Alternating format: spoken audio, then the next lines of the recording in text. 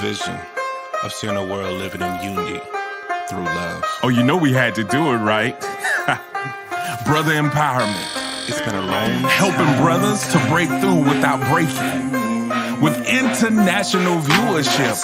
That means that we are getting our message worldwide and nothing can stop us from showing our brothers and their family love. So you know we had to do it right. Come on now. Brother empowerment, we about to do it. Let's go. We love you guys. Come on, let's go, let's go. My brother hit my phone, said, bro, let's go, let's go. We gotta build a home, we gotta build a throne, somewhere that we can roam. Let's get these brothers up to start to build each other up. It's time for us to level up and power. Yeah, we stepping up higher from the fire that ignited from the heavens up. Now it can't expire, cause my brother's always checking up. On me, put your blessings up. Homie, never letting up. On me, said, call me if you need, and couldn't believe it. I finally found brothers that's healing, now I receive it. Cause they invited me to breathe in all of the meaning of the true brotherly love. Just what I needed, man, it's such a vibe to build with brothers through the struggles. Man, it's such a high to have them help you through your troubles, make you feel alive. Cause as they raising your spirits, you start embracing your fearless. You can't deny that you're clearing all the demons from your heart, pushing it from the start. To any brother that wanna step in and be a part, cause it's easier to do it together than be apart. Hope to be the beacons of light that can shine in the dark.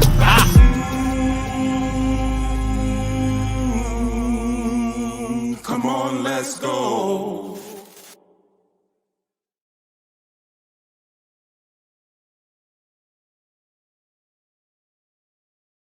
Again, what's going on?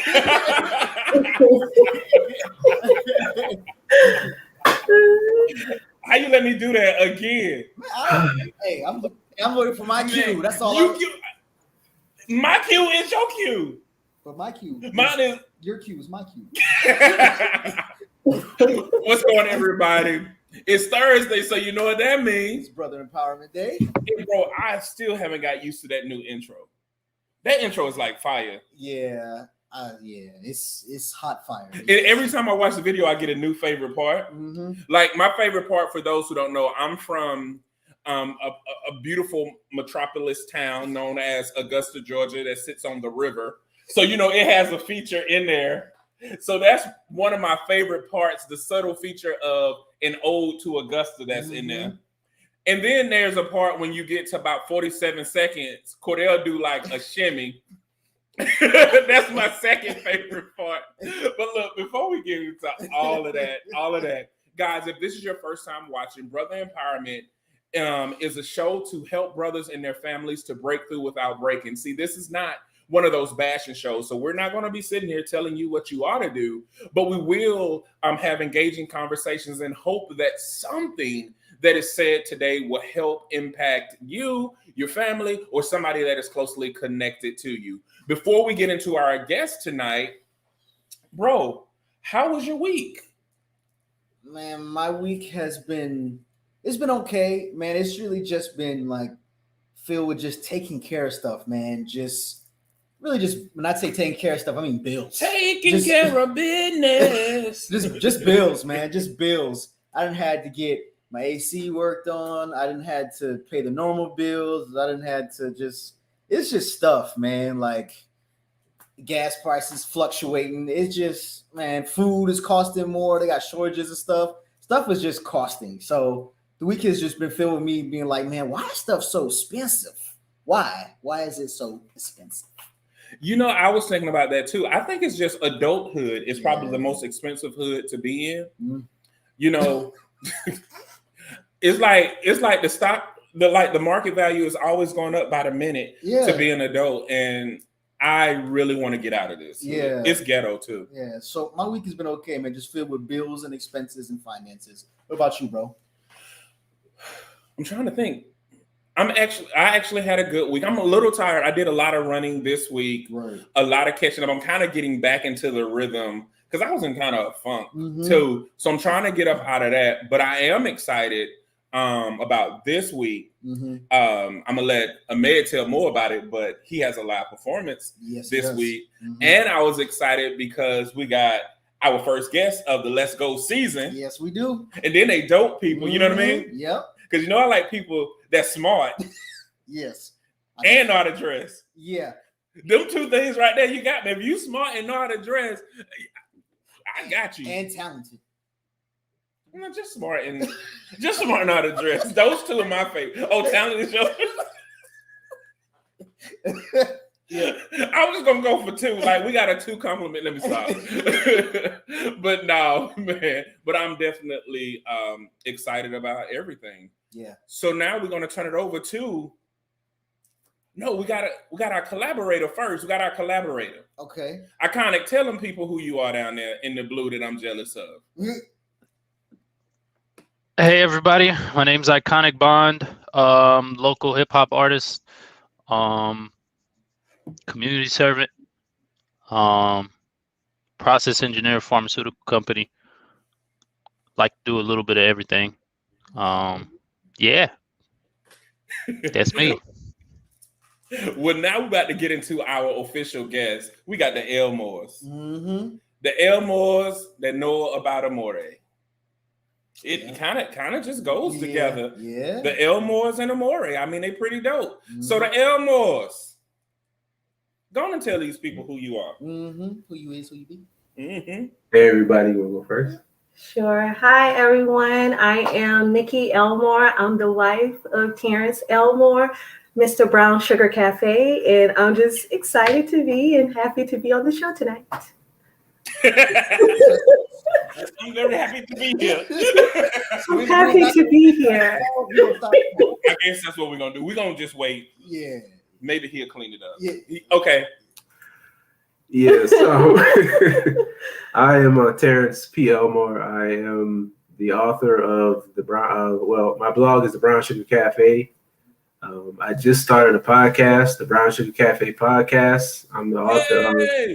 I'm the author of Love Letters, a collection of poems, and also The Essence of Love. So I'm a writer, poet. I do a little bit of everything, I guess.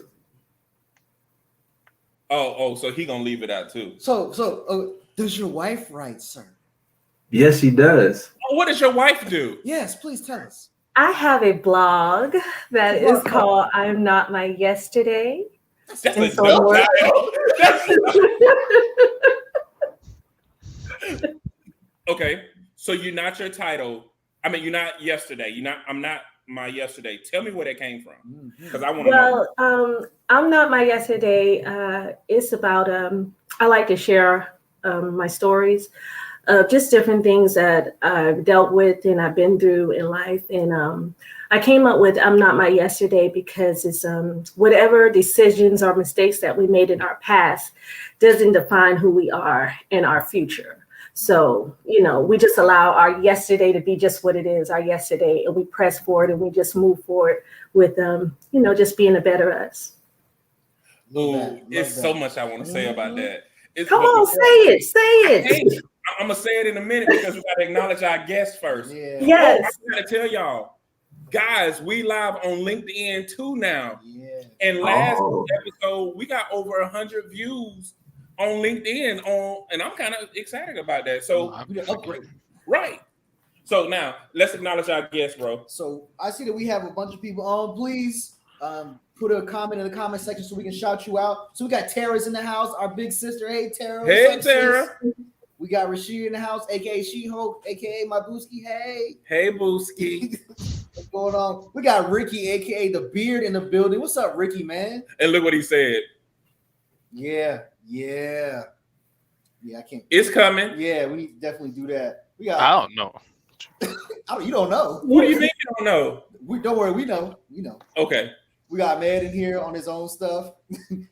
We got Deshanna in here. What's up, Deshanna, man? Hey, who's Ahmed? Yeah, we don't know that guy.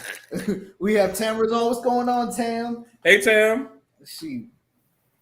We got Carlton in the building. What's going on, Carlton? Or excuse me, Carla. I'm sorry. Like, how you added Carlton? The last name and the first name. My bad. Your name is now Carlton. My bad. That's messed up, bro.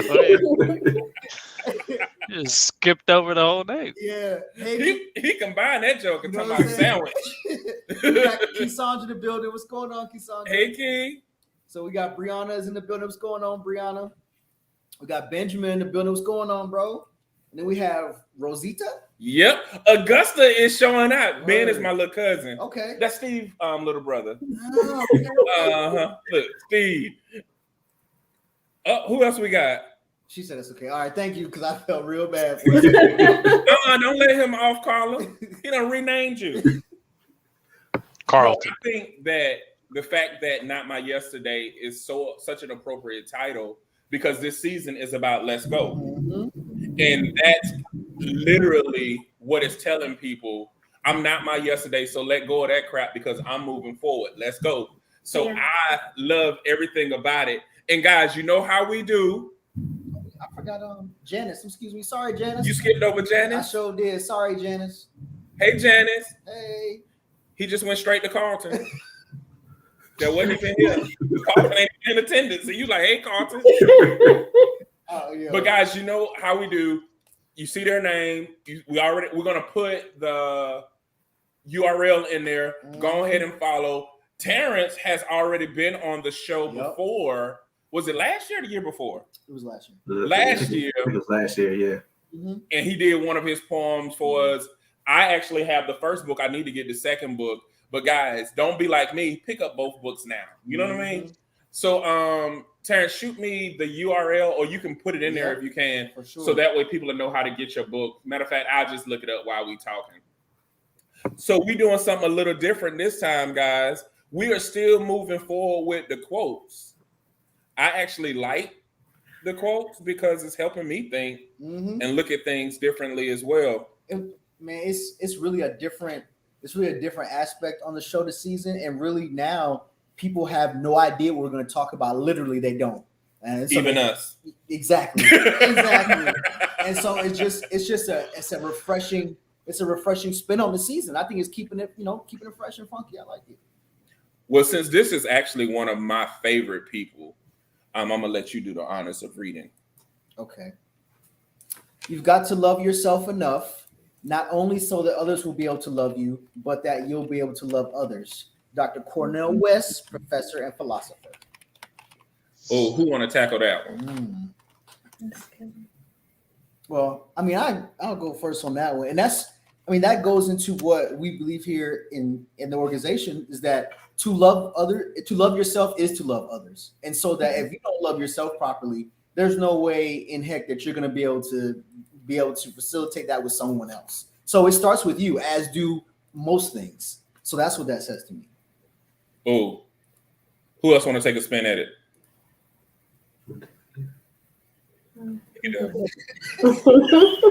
Oh, you go.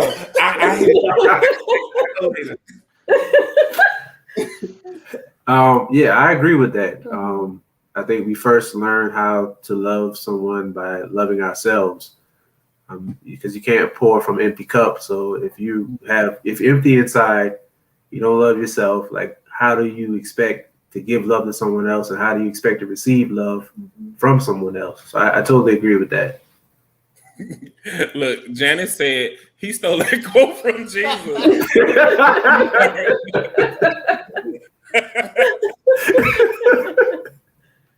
Thank you, Janice. So I'm gonna I somewhat agree and somewhat disagree.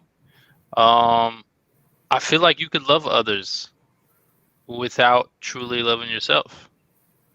For example, and the reason I'm saying that, and Jay might push back on me a little bit, but the reason I say that is because I've spent a lot of my life not even paying attention to myself. I don't really, low self-esteem, you know what I'm saying? I wasn't really, but I poured everything that I had into other people. Well, so that doesn't mean I think you can love others. I think you could love others though, without truly loving yourself. Well, how can you give something you don't have is the bigger question. What do you mean? Why don't you have it? If you don't love yourself, how do you give it? Are you saying that if you don't love yourself, then you don't know what love is and can't give it? Exactly. I disagree. Okay, well, go. Tell me why you disagree. I don't think that you have to necessarily love yourself to be able to love. No, that's clear. But yeah, that part clear. Yeah, that's what I'm saying. So I think that you can love others and give love to others without loving yourself. I don't think that's a blanket statement that is true all the time. And I love the fact that you articulated what you think, and I disagree with you wholeheartedly. So let's put it this way. If you've never tasted something before, how can you tell your kids to try it? It's good. You can feel love from other people. So you could, right? I don't have to love myself. You didn't answer my question. I am answering it. No, because even if I don't love myself, let me tell you why. Even if I don't love myself, my parents love me. I feel that love. I know what love is and I can give it. But sometimes I'm not really 100% certain about myself, so I don't love myself truly, right? I might have some issues with me, but I can still give that love the same way that other people have given me that love. No, you're giving people the illusion of love, and you're giving them servitude, you're giving them kindness, you're giving them compassion, but you're not giving them love. It is impossible for you to give somebody something that you don't possess, because how can you give something that you don't have ownership of? Somebody else gave it to you. So that means somebody else is giving them love, not you. I'm saying if my parents gave me love, I could give my siblings love, but not really love myself. How can you then know if they gave you love if you don't love yourself? And that goes back to my initial statement. Right? You're saying that unless you don't love yourself, then you don't know what love is? Correct. I disagree with that statement. And that's okay. We could disagree. But tell me how you disagree. You just saying I think, but because I've been loved. How do you know that? What do you mean? If you have not personally interacted with love, if you don't have a relationship with love, how can you recognize it? I have had a relationship with it. It just wasn't me giving it. No. That's the illusion of love. You assume that it's love because somebody else is telling you they love you, but that doesn't mean it's love. If you don't know you and you don't know what love is, how can you then know what you're receiving? I disagree. With what? I disagree because parents are gonna love some. Not in all cases, but parents love their children, and they could give love to their children, and that child can give love to others, but not necessarily love themselves. How are they giving love? How can you give something if you don't know what it is? You do know what it is because you've received it. Maybe you're just not ready to love yourself yet. You haven't accepted who you are, so you don't fully love yourself yet. If you haven't accepted who you are, you haven't accepted love. I disagree. But tell how. That is how. That's what I'm saying. The problem is that's what happens. People get into emotional bondage and slavery with other people, and they call it love, and it's not love. People get into these indebted relationships based off of the assumption of giving, and they call it love. It's not love. Unless you really take time to really get to know love for yourself and love yourself, you won't know what you're giving. So if you don't know what you're giving, you didn't even know what you was getting. That's why a lot of people have epiphany moments when they say, I woke up and I realized I loved myself and realized I never received love. People can be nice to you all day long, but don't love you. People can take care of you all day long, but don't love you. People can respect you, but don't love you. I understand that. But there are also people that truly love you, and you can feel that love and you know that it's love, even if you don't love yourself. Impossible. Agree to disagree. No, we just disagree. So I feel where he's coming from. Is in that case, he's talking about like family love.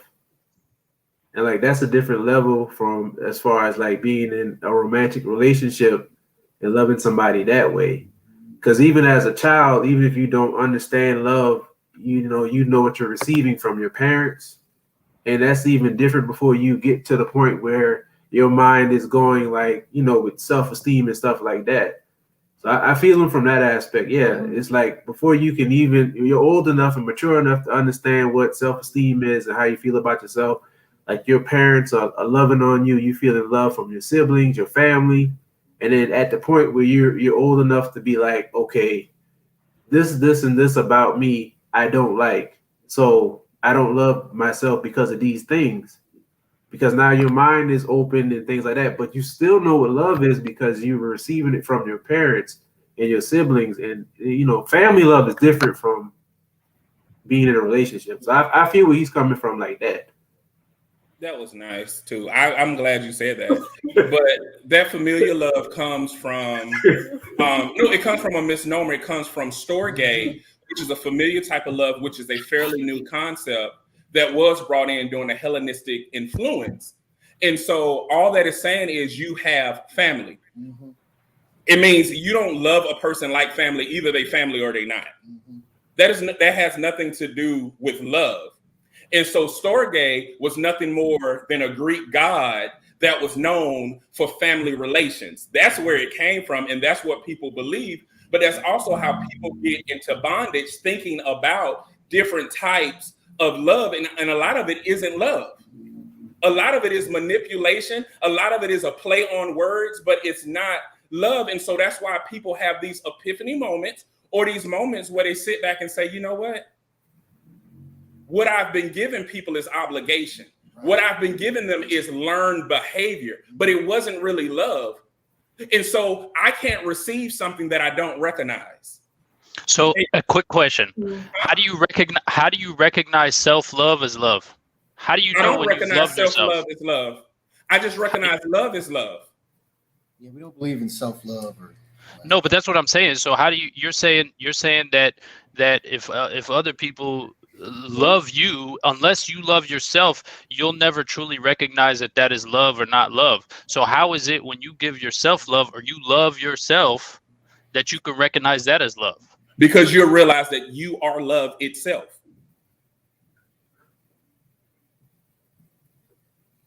I don't get it. I know. We just went over that in class too. But but no. Love, you are love. It's not. I think you're. Sorry, go ahead. Love. You are the personification of love. So if you don't love you, you don't have love. You can't give love. You give obligation. You give in all these other things that you think mask as love, but it's not love. See, so I disagree with that one aspect, the obligation, back to familiar love, right? Uh-huh. I don't think in all cases that familial love is actually obligation. I think you can have pure love in your family and not love you. Like I can give pure love to my parents and my siblings and not truly love myself. And that's not out of obligation necessarily. And I disagree with you. Yes, it is. And what I was saying is he brought up familiar love. Familiar love is storge. That's actually what storge means. That's the type of love that he was talking about. That's why I brought that up. But all you're saying is, think about it, is you say, I love you like family. That's storge love, loving someone like family. Either you love them or you don't. Like family means you don't love them as family, which means they aren't family. That's not what we're talking about, though. That's what he. No, that's what he brought up. Yeah. No, I was saying as far as like his he was saying that type of love. Yeah, he was saying that he received love from his parents. Right. And so that is his family. Right.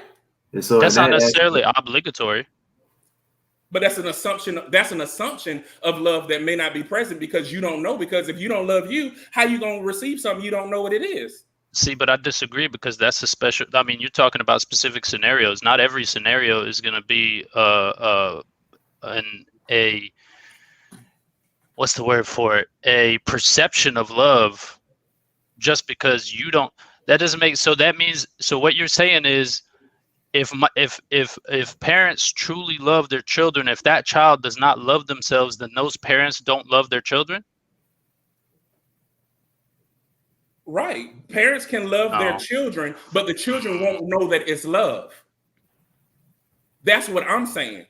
So when you love yourself, how do you know? All day long, but you won't know what love is until you recognize it for yourself. That's to an extent, I agree. But then how do you recognize that you love yourself if you can't recognize the love of others? Somebody has to teach you what love is. That's the problem that we have with it. Nobody has to teach you what love is. You just need to be you and realize you are love. The world taught you how not to love yourself. In your purest state, you already was love. You learned how not to love yourself, just like you learned you weren't perfect because you started making comparisons and people started to tell you that. But when you were born, you were love and you were perfect. Comparisons came into play and told you that you were imperfect. The same thing happened with love, meaning people are telling you, I tell you what love is. You won't know love for yourself, and that can't be love. I'm having a hard time agreeing with that. I know, because it goes against everything we've established to be true. No, I just think I just think that I could love my children the same way my parents love me, even though I might not necessarily be 100% loving myself. I could still love my children, and I could still love the people that I love because I know what love is. I'm just not 100% loving me. And I will say you can do exactly what your parents taught you to do, but that doesn't mean it's love. You can enjoy everything that your parents have done for you, but that doesn't mean it's love. People can be nice to you. That's an opinion, Jay. That's an opinion. Your whole statement is opinionated. You said I think. So all I'm saying is I'm countering what you're saying.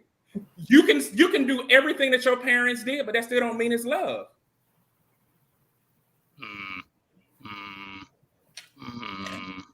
Unraveling those things that pass down to us. And while you thinking about that, I'm gonna go through the comments. Mo said, "Ooh, what's up, Mo, man?" He said, "Hello." He ready for the drama. He said, "Love is a social construct." Mm-hmm. He said, "Is whole and healthy love that you're giving? Is it whole and healthy love that you're giving?" He was saying.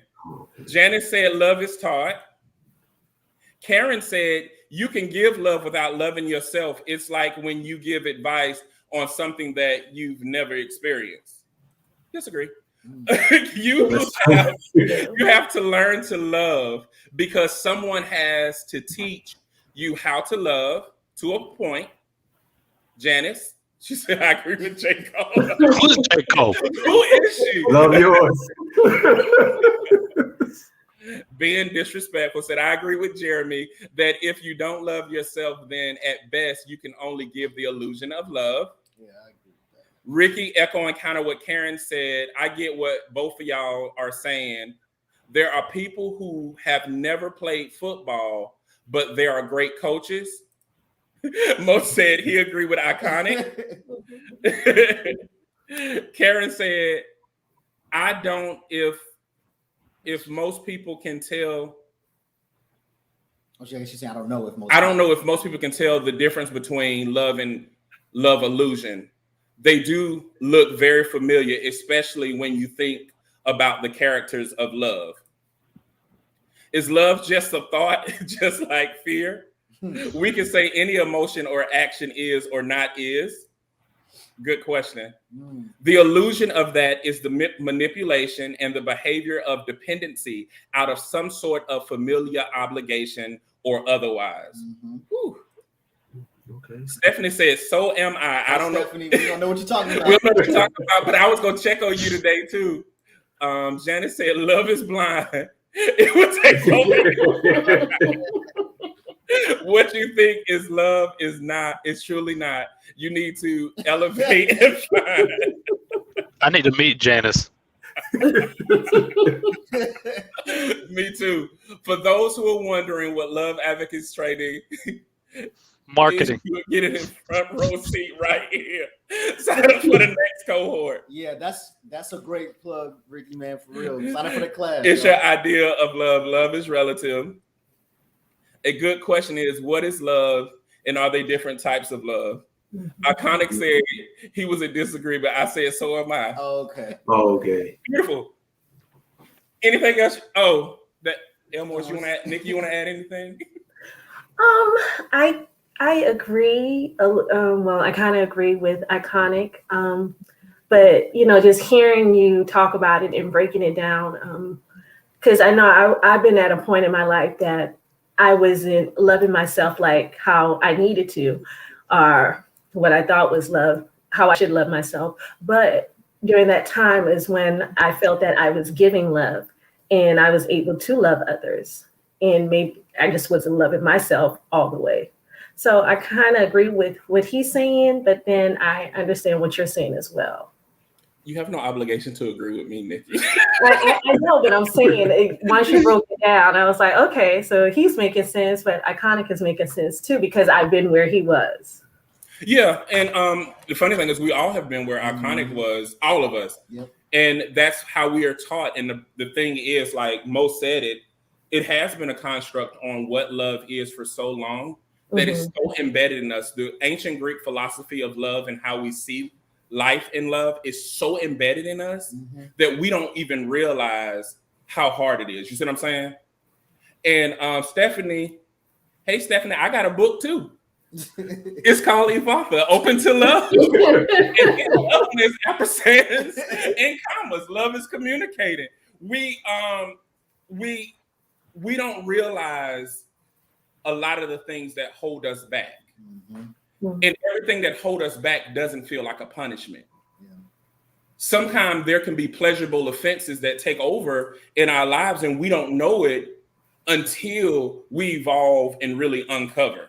Yeah. You know what I mean? Yeah. And we're not just when we talk about the class, it's not just to plug it in there, but it really all that stuff gets talked about in the class. I've taken the class probably I want to say 8 or 9 times. 8 times. 8 times. And really like it in the class, break it down much more than that, and you get the full spectrum of what Jay is saying. And so, yeah, I mean, the book and the books, both of them break it down as well. And the second book, Ampersands and Commas, is interactive, so you get an even deeper understanding of it because you do some legwork. I don't know who this is, but unlearning is the hardest part. Yeah. Now, and that's one of the reasons why people have.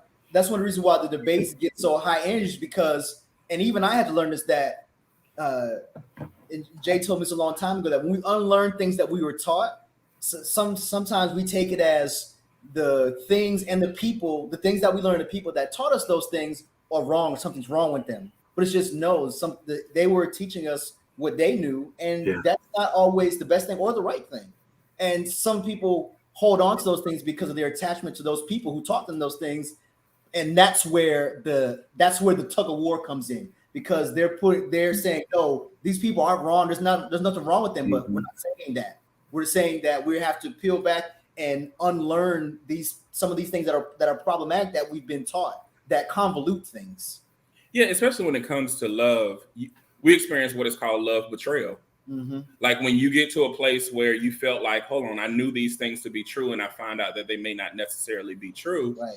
I'm angry somewhat because I feel like, think about it, in the woke community, it happens all the time. They learn something and all of a sudden everybody did them wrong and everybody is brainwashed. It's not that. They're going through literally a grieving process of realizing what there's a separation from what I thought to be true and what I know to be true now. And it happens to us all. And the beauty of it is that we can evolve and grow from it and continue to uncover. You know what I mean? And I think we all can agree that love is just one of those terms that's been overused to the point that some people interpret everything like, even like make love, and that's nothing but sex or romanticism. Right. But for some strange reason, it came up in there. Why? Because of Eros. Eros, the Roman equivalent, is Cupid. That's where we get erotica from. That's where they literally talk about the love of two people coming together, and it's really just intimacy and sex. But we don't call it that. We want a pancake and say, "Oh, let's call it love." And it's not love.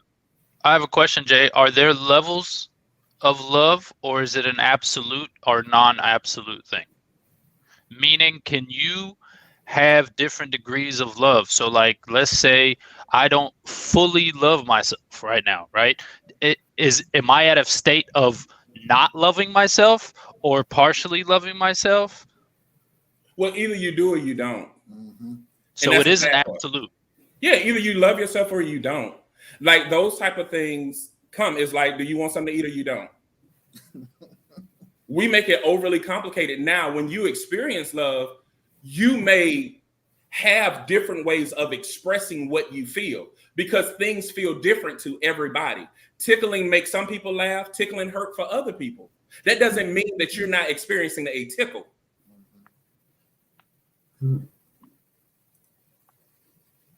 What's going on, Keith? Hey, Keith, what's going on, man? It's like church. If the choir was taught a song the wrong way, they go and sing the song 30 years wrong. Then the new choir director corrects the wrong song that was taught. The new choir director is perceived as wrong simply because they've done it for so long. I actually love that though.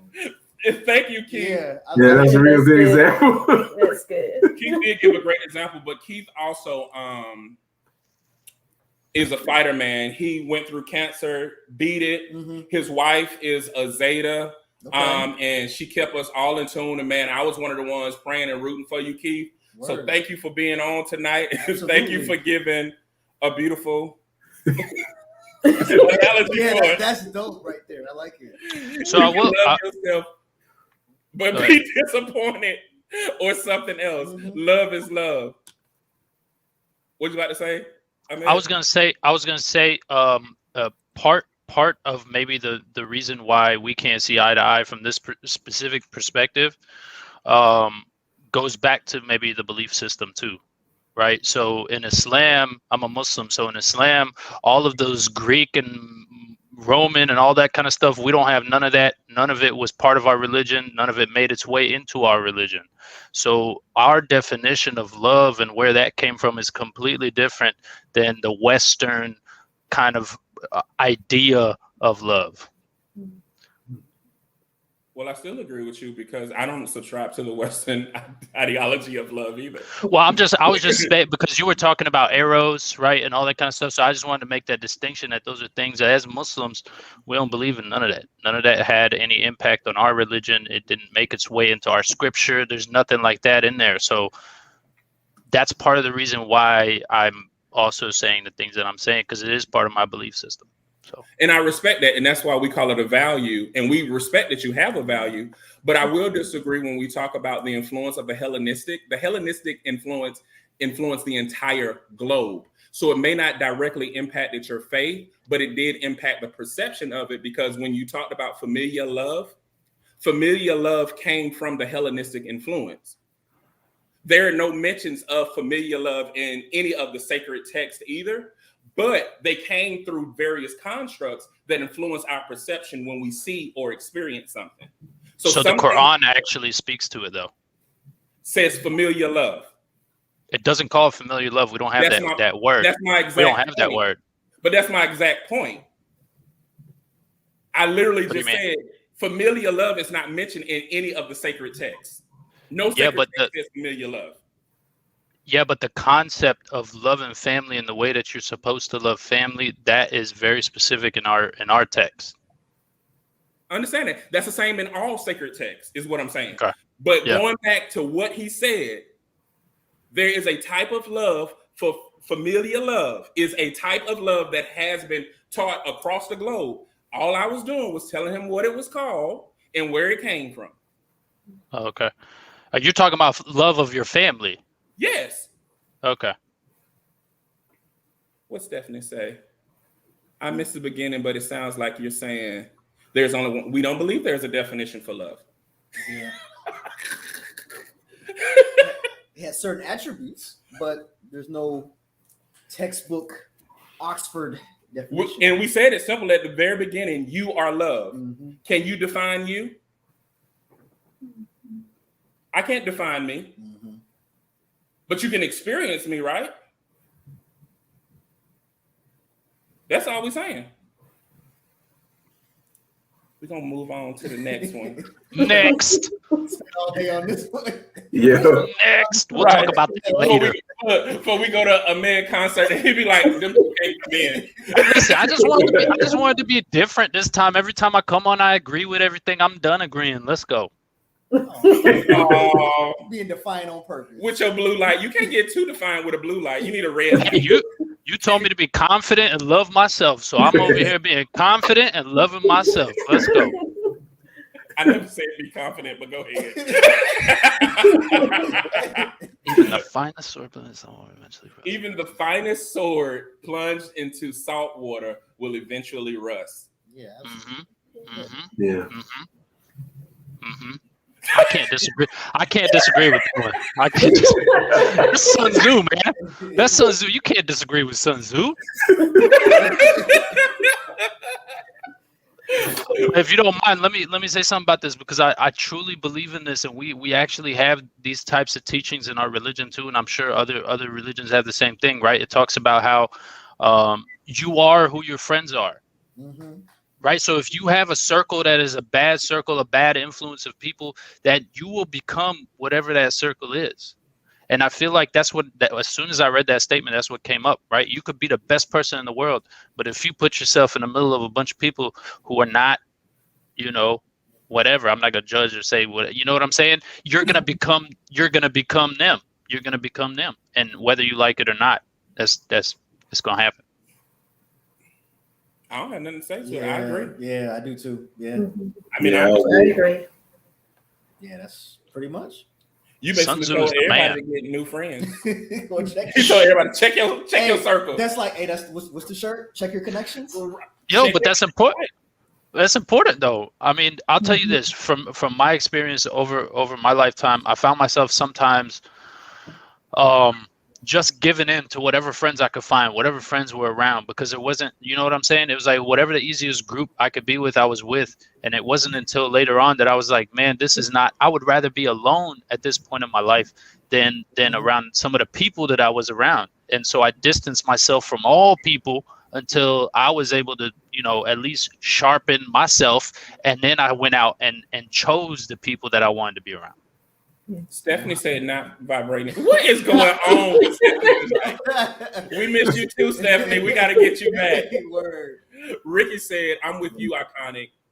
We are the average of our 5 closest friends. Yeah, I mean, I need to do something. I need to look at that and see who my 5 closest friends are and see what happens. Yeah, and I've heard stuff like that before, that you make a certain amount of money that is close to the people that you hang around the most. You guys will have your income. I've heard of stuff, all kinds of stuff is affected by the people you hang around, and it goes really deep. And it was like, wow, but I had to really think about certain stuff. But then also, ever since Jay came into my life, a whole bunch of stuff has switched. So I don't want to. Stuff may not be wrong. I take credit for that. Look, you be having people coming after me. I'll come to Fuqua. Y'all better leave me alone. But I think to Iconic's point, using that same scenario, if you have several swords immersed in salt and they all are rusty, what would they think of the shiny sword? This shiny sword that has not been rusted and is coming into the vicinity, will they want it to be corrupted like them? Or will they think that sword is doing something they're not and making it worse? And I think that a lot of times that's what's happening is we're great at defending what we know, but we're not open to learning what we don't know. You see what I mean? So I'll accept the fact that I'm rusted, but I refuse to believe it's the salt that's doing it. Oh, yeah. I agree with that statement. I do. I used to think like that. Like which? Like what you just said. Like I refused to think that the reason that I was the way that I was, it was because of people around me. But honestly, I'm not putting the blame on them. It's not like it's blame on them. It's just because I chose to be around those people. So, I mean, it's my fault. But it is, whether you like it or not, you do have people that that can influence you, and especially if those are the majority of people that you're around. Just like what Cordell was saying, if you want to be a millionaire and you hanging out with people that make $15 an hour, you're not gonna be a millionaire. You need to hang around millionaires to be a millionaire. Like, even, you know, a lot of very successful people tell you that if you want to be successful, hang around successful people. So if I'm you want to there because I hang around y'all. Yeah, maybe we need to up our game, bro. No, I need to separate from y'all. You salty. No, we need more millionaires in our life. Well, Africa said it's true, but it's levels to all of it. Hey, Africa. And she said free will still exists. Correct. I do agree, and I like where you were going with that, Iconic, in regards, because here's the thing. People confuse two things. People confuse a lot is responsibility and accountability. Mm-hmm. And accountability deals with ownership. Responsibility deals with duties. Mm-hmm. So like using the children's example, I'm accountable for this household. The children are responsible for keeping their room clean. Mm-hmm. They're not accountable for this household because they don't have ownership of that. Mm-hmm. And so what tends to happen is, because we have ownership of the house and we have ownership of things in the house, a lot of us assume we have ownership of the people in the house, and really they're our responsibility. Mm-hmm. Right. Each person has their own life to live. And so what I like about it is you've accepted the fact I may have not knew the results of what would happen if I submerge in the salt, but I have to be accountable and realize I may have also attracted or liked the salt and what it did to rust me. Mm-hmm. Yep. And what a lot of people do is make excuses for their rust and say it was the salt, but won't say it was me bathing in the salt. Yep. Right. Yeah. Right. Right. I wanted to go to those clubs and smoke that weed. Yeah. Nobody made me do that. Yeah. Yeah. Yeah. Y'all were looking at each other and nodding. What was going on? What was going on, Terrance and Nikki? Wheels turning. I just agree with what you said when you said about you didn't explain to them that it was you bathing in that salt that got you rusty, and that's truth. And then how you were saying it, I agree with the young lady who just said preach. You preaching right now. Tara says swords sitting in rust aren't living in purpose. Hopefully the shiny sword leads by example and inspires. The restoration process of the stumbling block or just growing pains. They may never be shiny, but sitting in salt isn't working. Come on through, big sister. Yeah. And speaking like, according to our faith, there is also a story that talks about the man at the Pool of Bethesda. Mm-hmm. And so how the story framed it is there's a guy who is crippled and can't walk. Mm-hmm. But he had friends that brought him to this healing water. Mm-hmm. Yeah. So when the Messiah said, well, why aren't you walking? He was like, I have nobody to put me in. Mm-hmm. So so your friends brought you here, but you had nobody to put you in. Mm-hmm. And he told him something that's so profound. He said, pick up your bed and walk. Because a lot of times we are waiting on people to carry us, and they carry us as far as we can go. But you have to be accountable and walk yourself into it. Walk yourself into your own healing. Walk yourself into your own purpose. Walk yourself into the things that you want to do. Yeah. A lot of us are sitting at the pool of Bethesda, meaning we are sitting at the pool of our promise, sitting at the pool of our potential, and are waiting on somebody to carry us in when we can get up and just walk into it. That's it. So, Chris said, Keith said, I 100% agree with the association theory. After the cancer thing, I got my insurance license and I started hanging around people who were millionaires and others making over $75K a month. My income skyrocketed. I'm going to come hang out with you, Keith. You can donate at loveisapparable.com. Can you adopt me, Keith? Come on, Keith, be Israel to us. Africa said, that's right. I don't know what's right though. Stephanie said, let's not forget that saltwater serves a purpose. It was not meant to cause harm.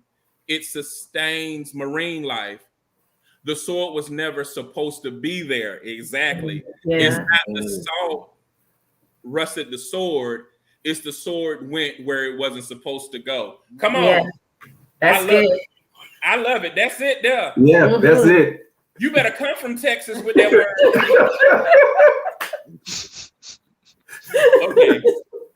If you truly want to be respected by people you love, you must prove to them that you can survive without them. Ooh. I like it. Yeah. Of course you would like it too. It's like knocking on the doorstep of morbid. I don't know. Like, use a sword and cut them off. You know what I'm saying? Oh, man. I like it, man.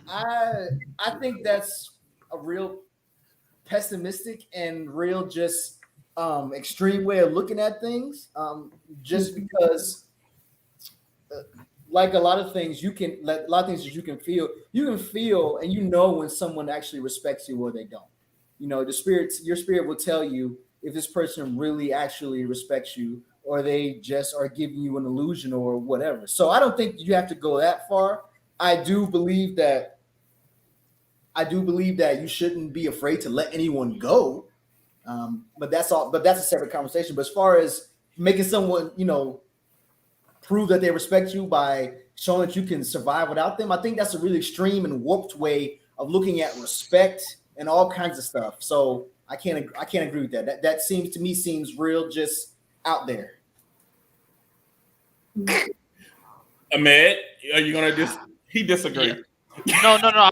I'm not disagreeing. This is definitely a very, very extreme version of what I feel like there's some context behind this. This can't be like a standalone. There's something else to this quote. You know what I'm saying? Like, I don't think it's truly standalone like that. The way that I take this quote, I guess, is it's not necessarily that you could prove that you could survive without them, but maybe that you don't necessarily that you're showing them that you're not relying on them from like financial, type of standpoint. Not necessarily, and I don't know if that necessarily goes hand in hand with like earning true respect from the people you love. The people you love are probably going, if they really love you, they're going to respect you regardless of your situation and regardless of the type of person you are. At least that's what I would assume. If I love you, I'm going to respect you regardless of whether you need me or don't need me. That has nothing to do with the love or the respect.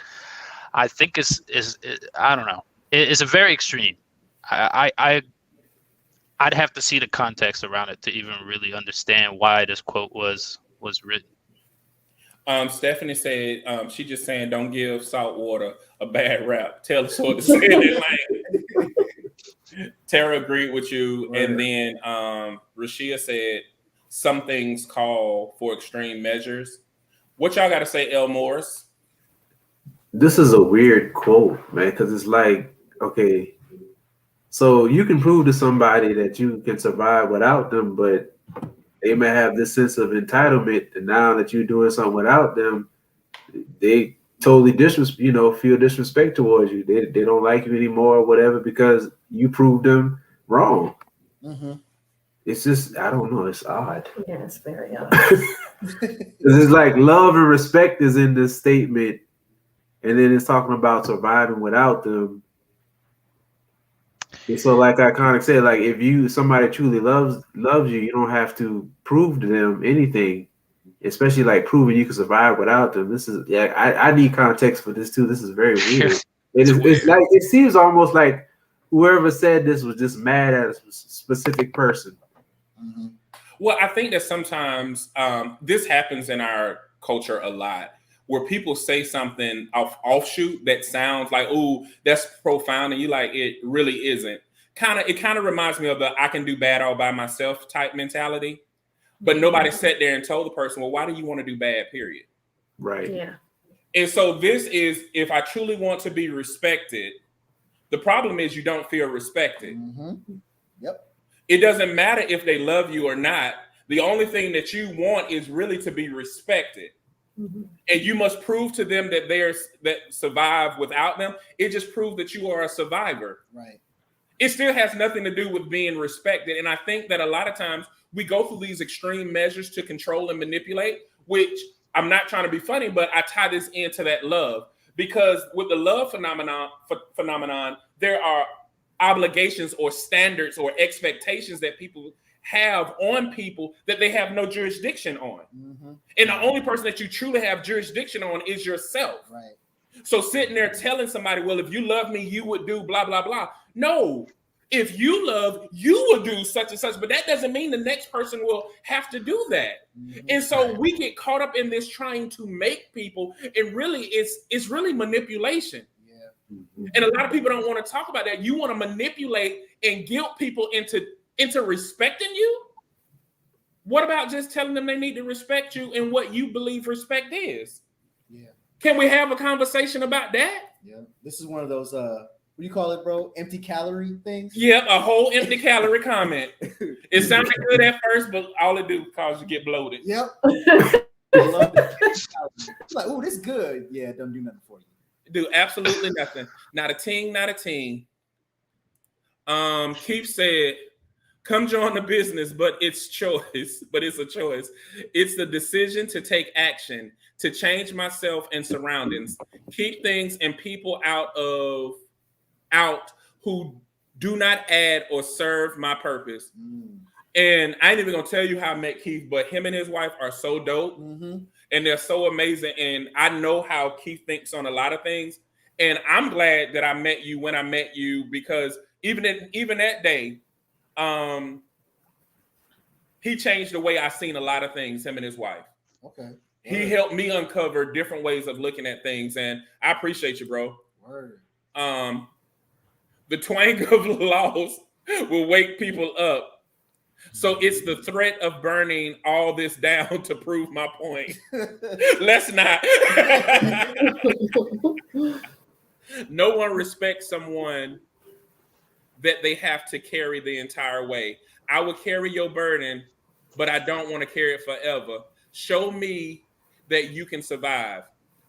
Well, I'm not going to carry your burden, period. I help you carry your burden because I got my own burdens to carry. I think that conflates so many, like you said, it conflates so many different things that, and that's the whole part why it sounds good. But again, he's like Jay said, he's really talking about being respected. You don't feel respected. So he's saying, well, let me do this to show you, so I'll make you respect me. No, just say, I don't feel respected by you. And if that person says, well, I'm not going to change it. All right, peace out. And sometimes people don't even know they're disrespecting you because you allow stuff to go on for so long. Yeah. Right. Yes. Yeah. It's just like people think, oh, you've been, like people will tell me all the time, like, my name is J. Dwayne Garnett. J. period. Well, I'm going to go by your legal name. That is legal because it's initial. I didn't make it a nickname. Mm-hmm. But you don't know the law, so you can't tell me. That's why I can sign stuff J. Dwayne Garnett. That is my initial. Mm-hmm. I can do that? But don't you do your first name, middle initial? Yeah. So I can't do my first initial, middle name. Come on, people. Can you do both initials and last name? Yes. They don't ever. I Why you think they say your middle initial? You can do your first initial and your middle name. But people don't know that that's legal, and they trying to tell you. But guess what I do? I don't answer to you if you call me a name I don't want to be called. Yeah. Yep. Well, that's what your mama. You ain't my mama. Call me that. My mama don't even call me what she named. She don't. Right. She talking about he was going through something. Sean said maybe you can only love someone truly if they are being their true self. Our true selves will survive. I will survive. I see where he's going with that, but I'm not finna open it because we got like a minute in this show. Yeah. Let the wrong person figure out they really can. It's better left looking silly. Jay said, put some respect. That's one of the things that I think that probably is my one of my biggest takeaways from this and this quote is that putting so many things on top of the real issue and saying it's all of this or I gotta do this because is the cause of so many, I think, just so much misunderstanding, miscommunication, and causes so much destruction. Instead of getting to the main issue, we put so much stuff on top of it and say, no, it's all this. When really you take all of that off, you take the wool off all that. And it's like, no, it's just that. It's just that. Yeah, the sandwich approach has got a lot of us messed up because a lot of times we look at the fact of saying, like a lot of people say, well, I want a hamburger, but it's really called a hamburger sandwich. So if you want the hamburger, you really just want the patty. But guess what? Now hamburger and hamburger sandwich is synonymous. Why? Because it's a cultural thing where people's like, yeah, I get that. But when we are given a hamburger sandwich and it's things on it that we don't like, what do? We lift up the bun. We lift up the things that we don't want, get rid of those things, and then we get the sandwich the way we like it. That's the same thing that has happened to us throughout life. People have been giving us sandwiches. You don't have to keep eating the sandwich if you don't like it, or you don't have to keep eating the sandwich with things on it that you don't care for. Lift up the layers that you don't agree with, get rid of those things, and eat what you like. You are what you eat. And this is the part that people miss. You are what you eat. The same thing with the sword and the salt. If you sit around there and eat negativity, you're going to spew negativity.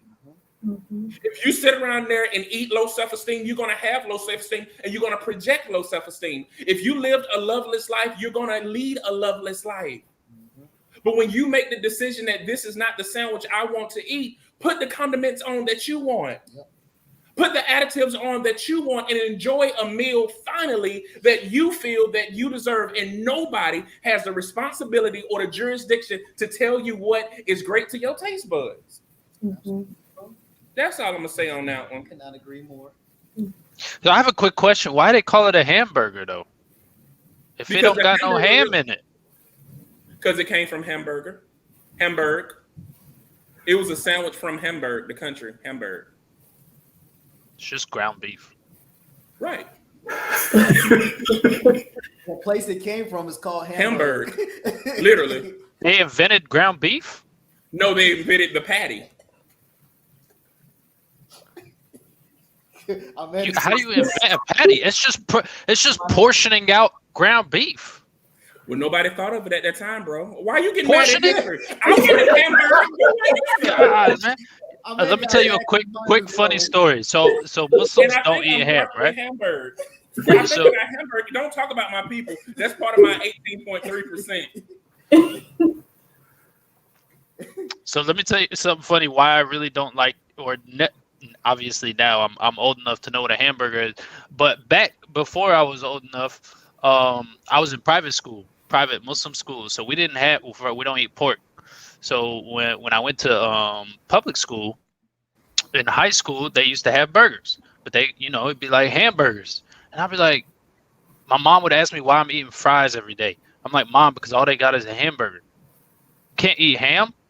She was like, that's just ground beef. I was like, nobody told me none of that. I call it a hamburger. It's called a burger.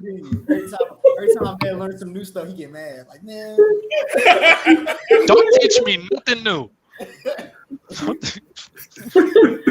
Don't tell nobody else that story. That's what you should be ashamed of it.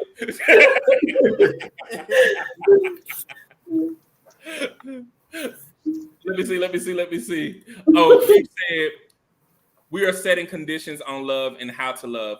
We have to set the precedent and let the precedent be known. Then those who choose not to follow your known precedent are then disrespecting you. Thank you. Yeah, you set the menu. People don't want to. Thank you, Keith. Yeah. I don't know what Africa laughing at. She might be laughing.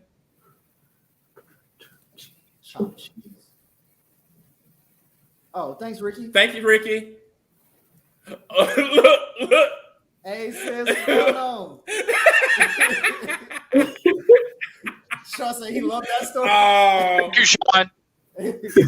Sean's my new friend. Sean, we're going to hang out. If you haven't taken 23andMe, he's not your friend. Because my 18.3% is more of Sean. I'm full Egyptian. I don't have anything else. He will not be doing 23andMe. Okay, so guys, this is the time where we do positive brother shout out. Nikki, since it's your first time on, what we do is want to shout out, men who are making positive strides in the community that normally are not recognized. So who would you like to shout out?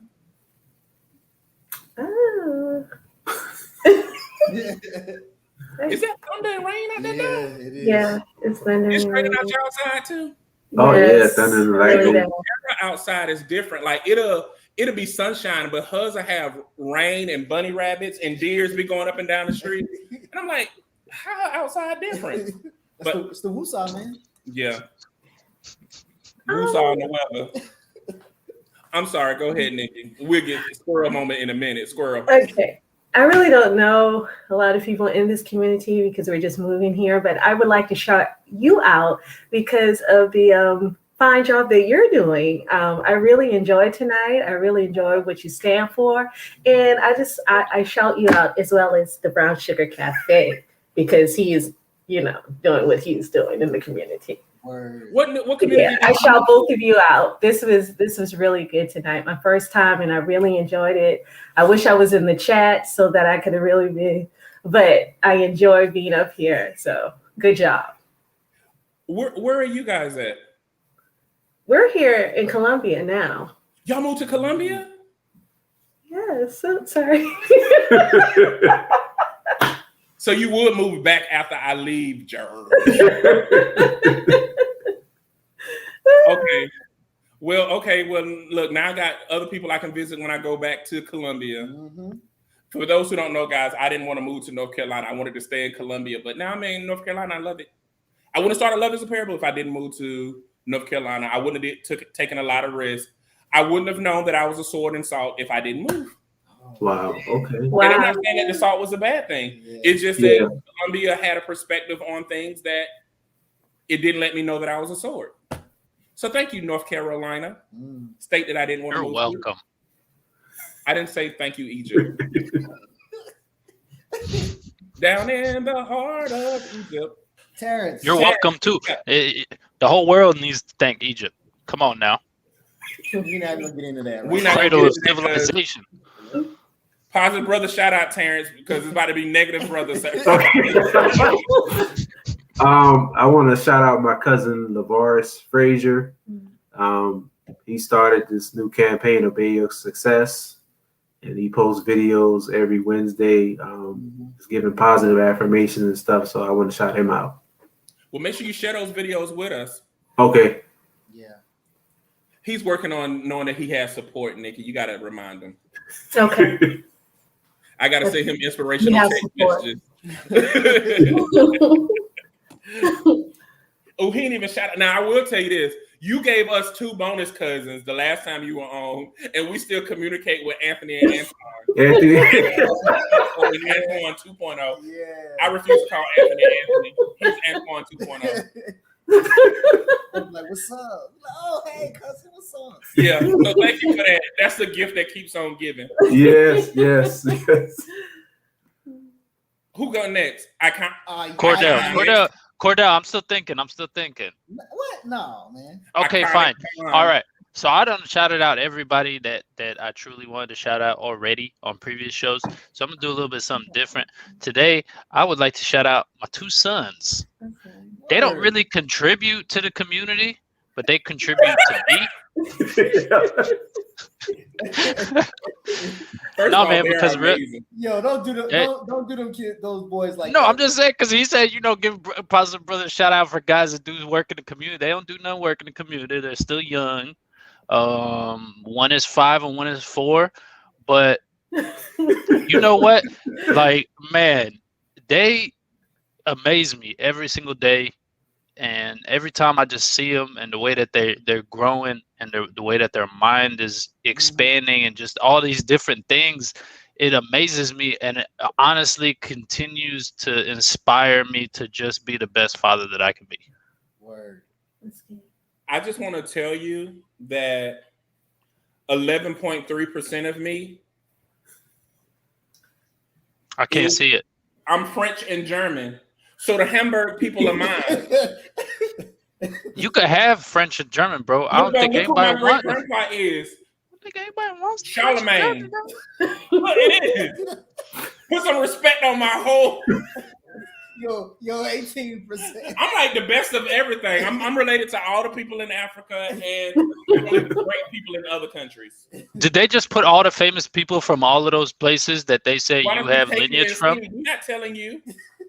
That's what they did. They try to make you feel better about it, but you know. No, they don't. You didn't even let me finish my positive brother shout out. Oh, I'm sorry. I'm done. Finish. I thought you were finished. It's you, brother. Oh man. First and foremost, man, I gotta shout out Jay, man, just because, as I was saying earlier, since he has come into my life, and we met on those two very, very just momentous occasions, my life has changed in so many different ways. It's the ways that I would never have imagined. So I definitely want to shout out. I'm sending you a bill.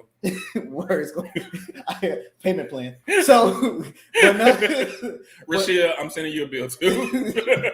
But no, I definitely want to shout out my brother Jay, man, just because I love this dude, man. And there's just so many things that we have been doing that I never thought I was going to do. And I have had a chance to really be tapped in with this community and other communities since we've been doing the work here, Loves of Parable, since we started Brother Empowerment. That is just kind of, that gave it like a adrenaline injection. Like, since we've been doing Brother Empowerment, it's just been crazy. So I'm gonna shout out my brother Jay. I love you, man.